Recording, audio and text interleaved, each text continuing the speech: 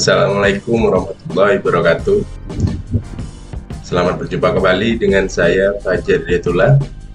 Dalam kesempatan kali ini saya akan menjelaskan materi terkait proposal penelitian skripsi. Nah, materi ini adalah merupakan bagian dari mata kuliah metodologi penelitian bagi mahasiswa pendidikan olahraga. Dalam materi proposal penelitian skripsi ini akan ada beberapa bagian yang akan saya jelaskan, terutama dari halaman pembuka, bab 1, bab 2, dan bab 3 hingga daftar pustaka dan lampiran yang harus ditulis dalam bagian proposal penelitian skripsi. Baik, kita lanjut saja pada poin yang pertama adalah terkait halaman buka. Itu ada halaman sampul. Pada halaman sampul ini berisikan cover proposal penelitian skripsi yang tentunya di dalamnya terdiri dari judul skripsi, logo, nama mahasiswa, nomor induk mahasiswa, nama program studi, hingga nama perguruan tinggi.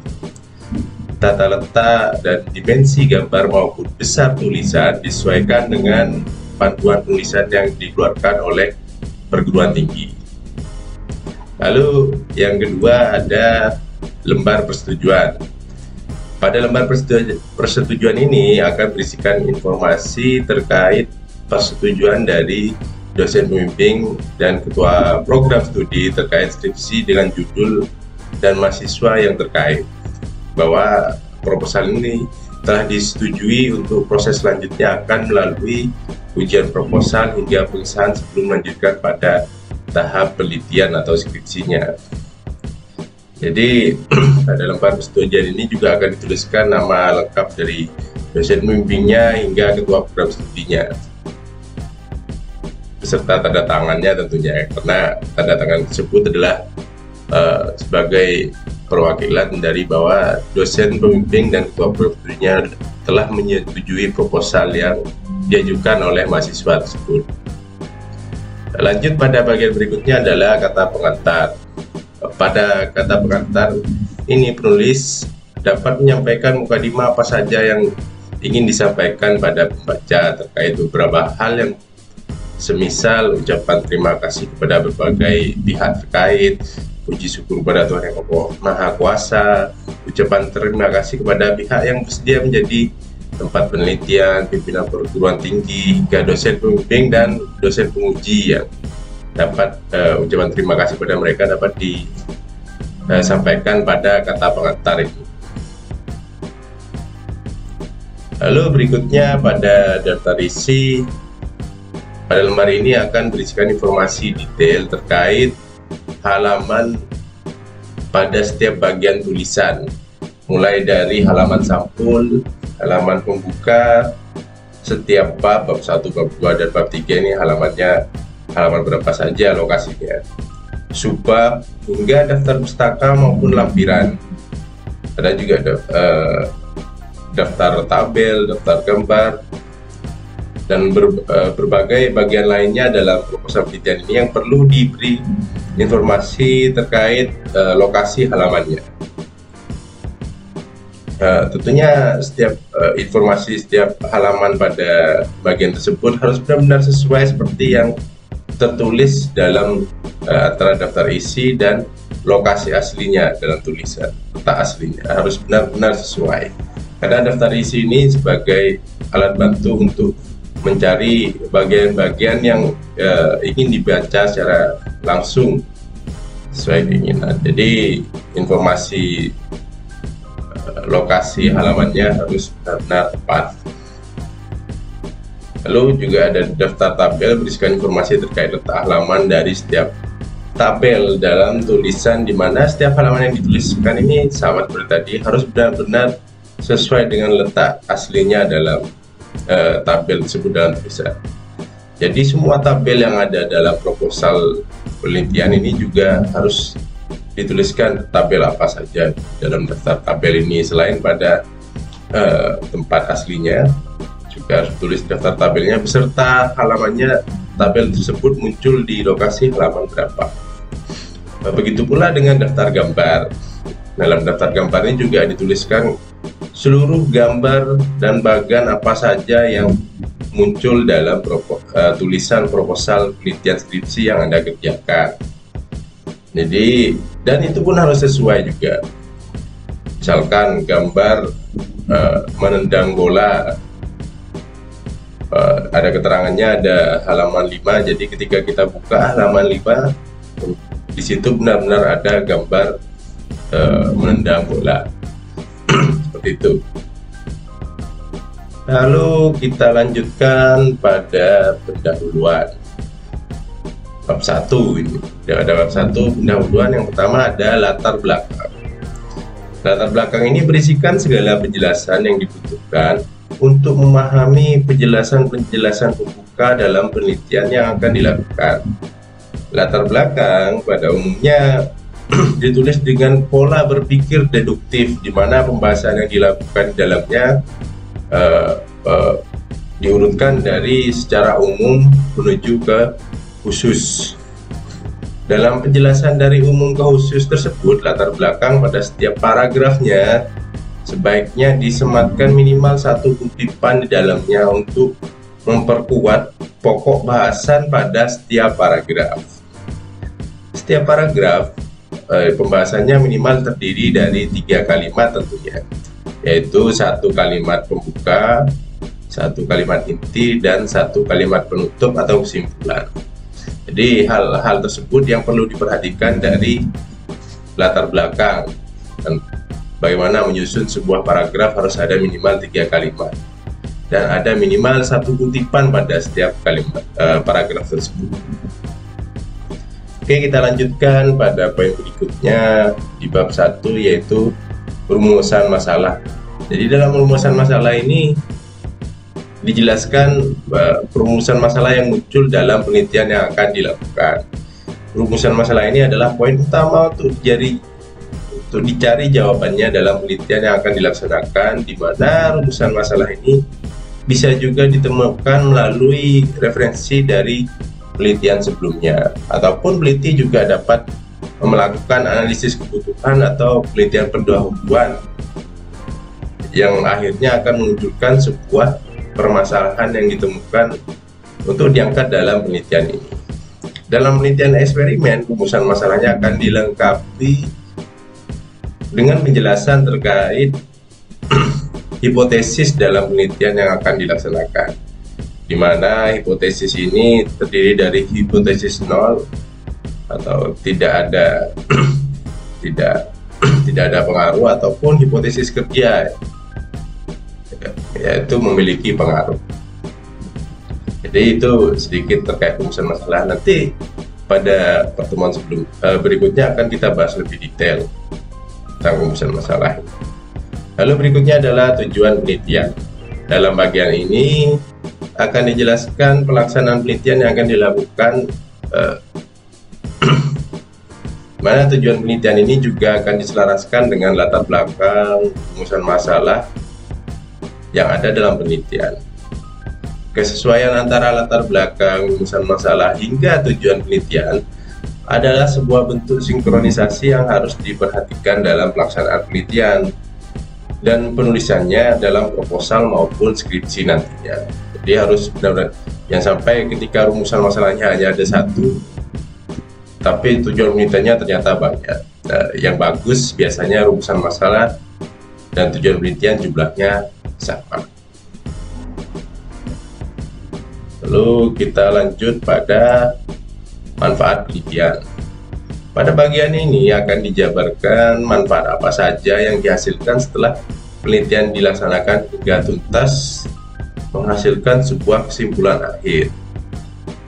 Manfaat penelitian dapat berupa manfaat teoritis maupun manfaat praktis, di mana manfaat teoritis ini berfungsi untuk menguji teori yang ada, apakah setelah penelitian selesai itu disimpulkan dapat lebih kuat teori tersebut, ataupun malah digugurkan teori tersebut. Nah, sedangkan manfaat praktisnya berfungsi secara langsung terhadap subjek maupun objek penelitian yang terkait ataupun yang serupa. Penjabaran manfaat penelitian ini tentunya akan memberikan gambaran bagaimana penelitian yang akan dilakukan dapat memberikan dampak dalam pengembangan ilmu pengetahuan maupun menyelesaikan permasalahan yang ada saat ini. Dia harus benar-benar ditulis manfaatnya secara teoritis maupun secara praktis. Selanjutnya kita bahas batasan masalah atau batasan penelitian. Dalam bagian batasan penelitian ini akan dijelaskan ruang lingkup dalam penelitian yang akan dilaksanakan meliputi bagian apa saja. Selanjutnya dijelaskan pula terkait batasan subjek penelitian yang akan dilakukan serta objek penelitian hingga dalam batasan-batasan yang dijelaskan tersebut akan mempengaruhi kesimpulan hingga dalam batasan seperti apa pula. Jadi batasan yang akan dijelaskan adalah subjeknya seperti apa, objeknya apa, hingga kesimpulannya yang akan diraih dalam penelitian ini hingga dalam posisi apa batasannya. Penjelasan terkait batasan dalam penelitian ini juga akan menunjukkan seberapa dalam penelitian ini akan dijalankan. Jadi tadi ada koreksi ya, ini batasan masalah atau batasan penelitian. Bisa ada tulis yang mana saja. Oke, selanjutnya adalah definisi operasional. Dalam definisi operasional akan dijelaskan terkait istilah-istilah penting dalam penelitian yang akan dilakukan, termasuk penjelasan dan definisi dari setiap istilah tersebut dengan berbagai sumber referensi yang relevan. Definisi operasional dari variabel penelitian menurut Sugiono adalah suatu atribut atau sifat dari objek atau kegiatan yang memiliki variasi tertentu yang telah ditetapkan oleh peneliti untuk yang akan dipelajari yang mana, dan kemudian nantinya akan ditarik kesimpulannya. Definisi dari variabel penelitian harus dirumuskan untuk menghindari kesesatan dalam pengumpulan data penelitian. Dia harus benar-benar sesuai variabel apa yang akan kita tuju, dijelaskan dengan spesifik dalam definisi operasional ini. Nanti juga ada khusus lagi, ada penjelasan tentang variabel ya. Oke, kita lanjut ke bab kedua, yaitu kajian pustaka. Yang pertama kita akan bahas kajian teori.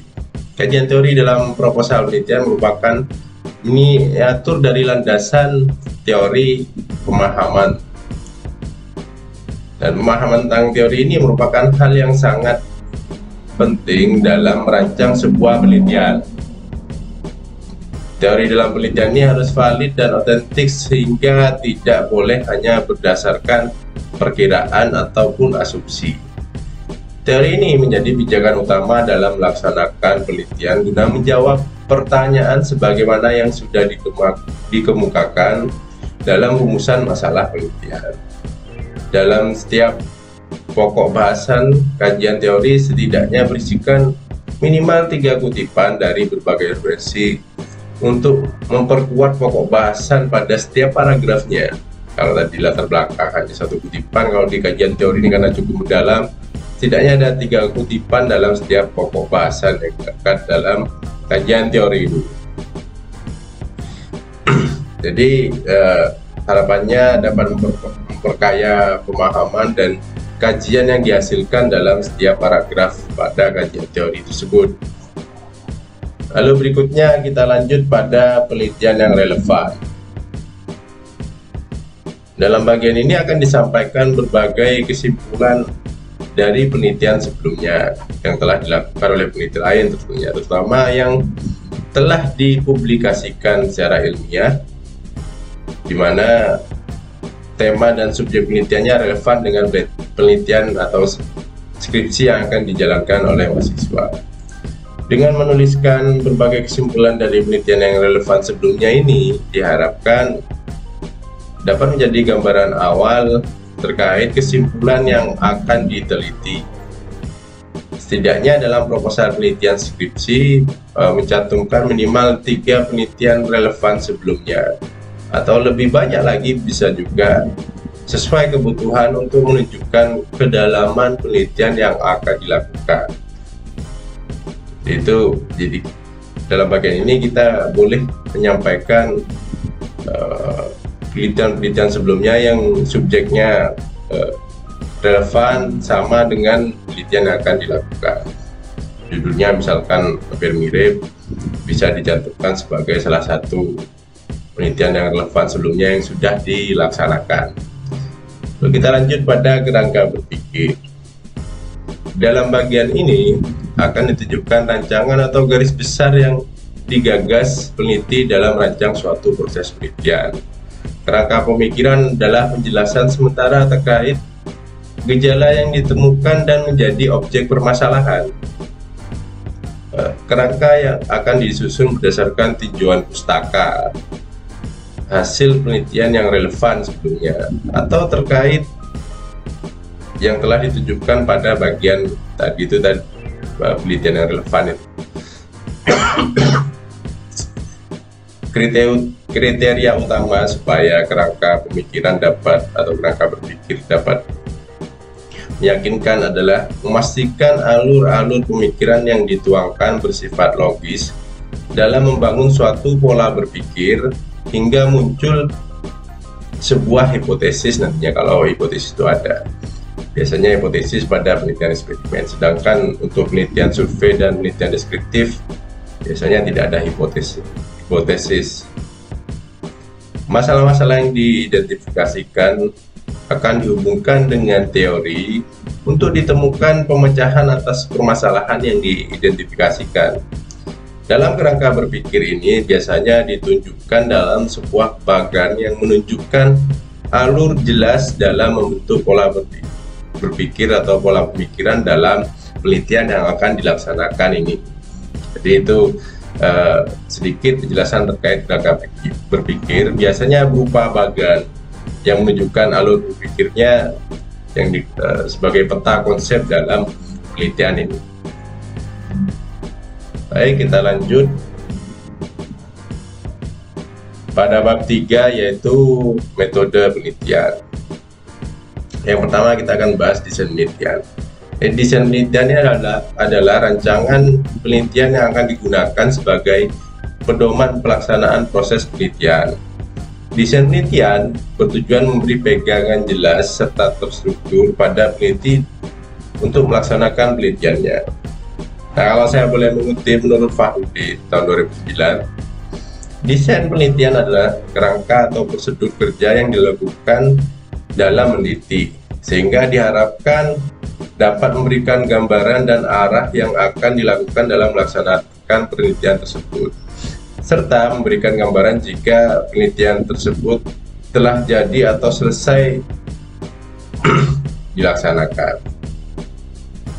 Jadi kita lanjut lagi, menurut Nasution pada tahun 2009 menyatakan bahwa desain penelitian merupakan rencana tentang cara mengumpulkan dan menganalisis data agar dilaksanakan dengan lebih ekonomis serta serasi dengan tujuan penelitian. Jadi untuk benar-benar memastikan bahwa tidak ada tahapan-tahapan penelitian yang dilewati, yang salah, untuk memaksimalkan waktu yang dimiliki, sehingga dengan desain penelitian yang jelas apa yang harus dilakukan oleh peneliti pada setiap tahapan selanjutnya benar-benar terjaga. Maka dari itu, dalam desain penelitian ini akan berisikan tahapan-tahapan penelitian yang dapat disusun dalam bentuk bagan tahapan penelitian. Namun tentunya harus dijelaskan pula, dideskripsikan pula pada setiap tahapannya. Dalam bagian ini juga akan dijelaskan jenis penelitian dan pendekatan penelitian apa yang dipilih untuk mendapatkan kesimpulan penelitian nantinya. Oke, jadi itu sedikit ke desain penelitian. Kita lanjut pada bagian lokasi penelitian dan waktu penelitian. Pada bagian ini akan dijelaskan berbagai informasi penelitian terkait waktu pelaksanaan dan lokasi penelitian.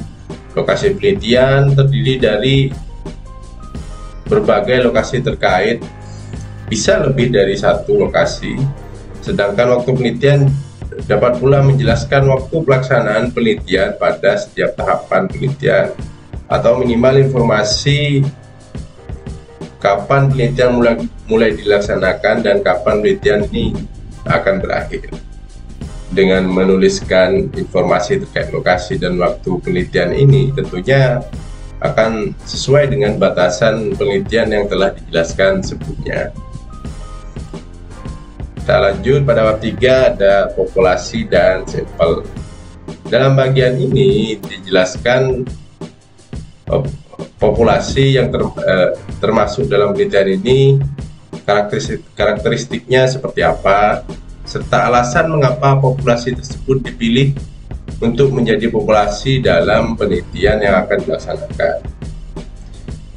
Sampel dalam penelitian ini juga akan dijelaskan jumlahnya dan beserta alasannya mengapa jumlah tersebut yang ditetapkan sebagai sampel penelitian sebesar apa. Teknik pengambilan sampel juga akan dijelaskan dalam bagian ini berikut dengan alasan teknik pengambilan sampel tersebut dipilih dan apa relevansinya dengan penelitian yang akan dilaksanakan. Jadi itu terkait populasi dan sampel. Kalau populasi, kenapa alasannya dipilih populasi tersebut, sedangkan sampelnya kenapa jumlahnya harus seperti itu, hingga teknik pengambilan sampel yang dipilih, mengapa teknik pengambilan sampel tertentu yang dipilih harus dijelaskan dan dijabarkan dalam bagian ini. Kita lanjut pada variabel penelitian. Pada bagian ini akan dijabarkan terkait variabel apa saja yang terkait dalam penelitian yang akan dilaksanakan. Dalam penelitian survei dan penelitian deskriptif, biasanya hanya akan terdiri dari minimal satu variabel, sedangkan dalam penelitian eksperimen akan terdiri dari minimal dua variabel, di mana diantaranya ada variabel terikat dan satu variabel bebas. Penjelasan terkait variabel penelitian ini tentunya menjadi bagian yang penting dalam menjelaskan subjek utama dalam penelitian yang akan dilaksanakan. Jadi kalau variabel terikat itu adalah variabel yang dipengaruhi, sedangkan variabel bebas adalah variabel yang mempengaruhi. Itulah bedanya kedua jenis variabel tersebut. Harus dijelaskan terutama dalam penelitian eksperimen. Lalu kita lanjut pada instrumen penelitian. Nah, dalam instrumen penelitian, bagian ini akan menjabarkan instrumen apa saja yang akan digunakan dalam penelitian, di mana instrumen penelitian ini merupakan alat ukur yang akan digunakan dalam mengumpulkan data penelitian. Dalam instrumen penelitian ini harus dijelaskan pula terkait validitas dan reliabilitas instrumen yang akan digunakan, apakah telah memenuhi syarat ataupun tidak, karena hal ini akan menjadi gambaran kesesuaian hasil analisis data nantinya. Dengan menggunakan instrumen penelitian yang valid, artinya instrumen tersebut telah benar-benar sesuai derajat ketepatan pengukurannya. Sedangkan instrumen penelitian yang reliable dapat diartikan bahwa instrumen tersebut memiliki konsistensi yang memenuhi syarat untuk dapat digunakan dalam sebuah penelitian. Jika instrumen yang digunakan dalam penelitian berasal dari instrumen penelitian sebelumnya yang relevan, maka hasil uji validitas dan reliabilitas pada penelitian sebelumnya tersebut dapat menjadi dasar jaminan validitas dan reliabilitas yang dimiliki oleh instrumen tersebut. Sedangkan jika instrumen dalam penelitian ini peneliti mengembangkan instrumennya sendiri, maka tahapan uji validitas dan uji reliabilitas harus dilakukan dan dijabarkan hasilnya dalam bagian ini. Jadi perlu melakukan uji validitas dan reliabilitas instrumen kalau instrumennya dikembangkan sendiri oleh peneliti. Kita lanjut pada bagian berikutnya adalah teknik pengumpulan data. Pada bagian ini akan dijelaskan teknik pengumpulan data penelitian dalam skripsi yang akan dikerjakan, tahun penelitian yang akan dikerjakan.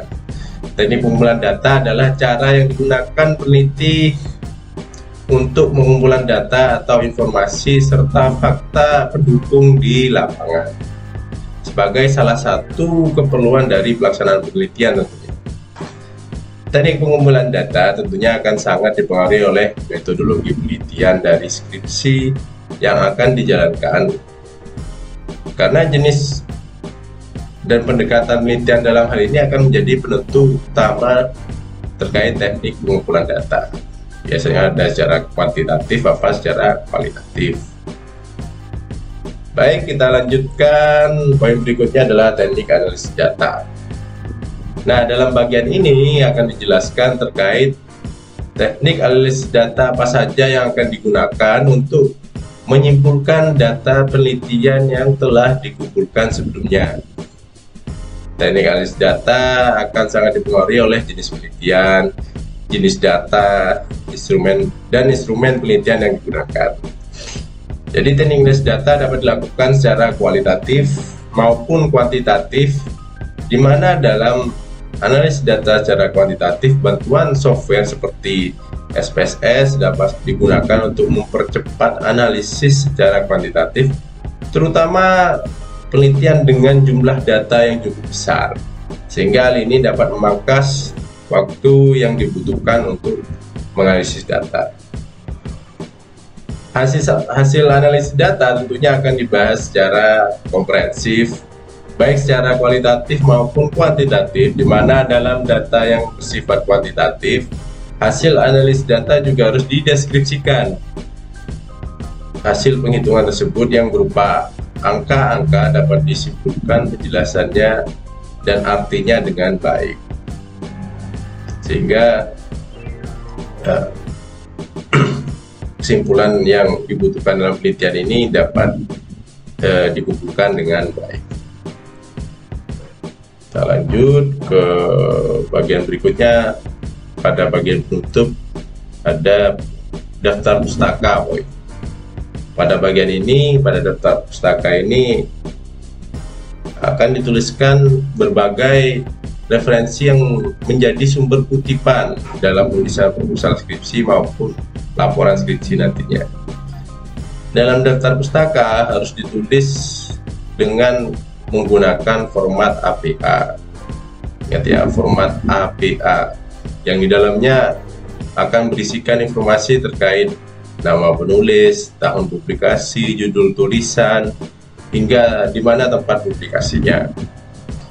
Penulisan daftar pustaka yang sesuai sangatlah penting sebagai bentuk penyebarluasan ilmu pengetahuan dengan menulis citasi secara benar, karena penulisan referensi dalam citasi yang tidak sesuai tentunya akan berakibat pertama dalam penerbitan secara online, citasi tersebut tidak terdeteksi oleh mesin pencari data citasi. Di Google tidak akan terdeteksi oleh Google Scholar misalkan. Bisa saja terjadi seperti itu. Oke, berikutnya pada lampiran.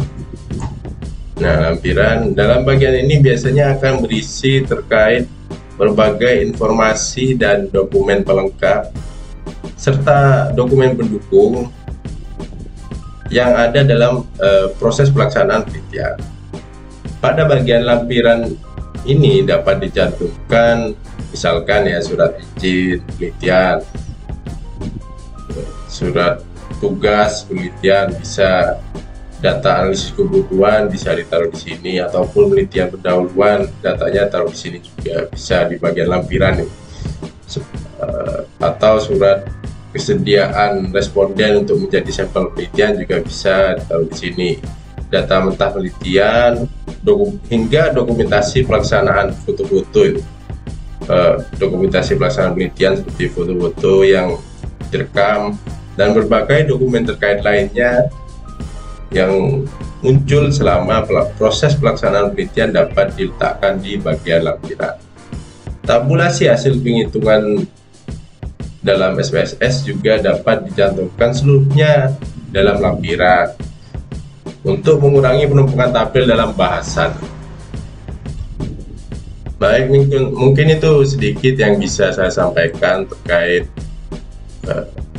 penulisan proposal penelitian skripsi dan poin-poin apa saja yang harus ada di dalamnya.